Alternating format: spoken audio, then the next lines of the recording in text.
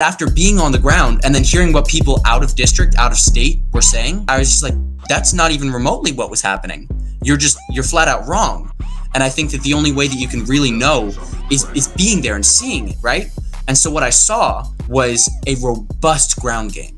There were hundreds of people knocking doors, and I will tell you this, I did not see a single Shontel Brown door knocker. I did not see a single canvasser from Shontel Brown's campaign, which made me think, I was like, we're gonna win this. I was like, we're gonna win this. I talked with folks at doors, and they're like, yeah, we haven't had anybody from Shontel's campaign come around. And I was like, well, great.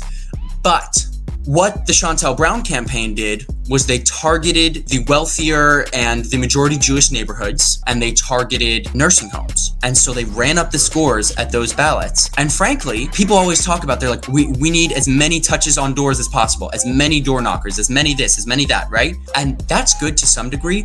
But what's important is not, can we knock a door? It's, can we get a good knock and a quality conversation? Just canvassing isn't enough. In fact, sometimes it's detrimental. I'm gonna be honest, I think that it was great that a lot of people came from all around the country. I was glad to come and canvass and help. I think that a lot of voters, especially in majority Black and brown neighborhoods, were turned off by a bunch of college age, upper middle class white people coming and being like, this is who you have to vote for. This is who you have to vote for.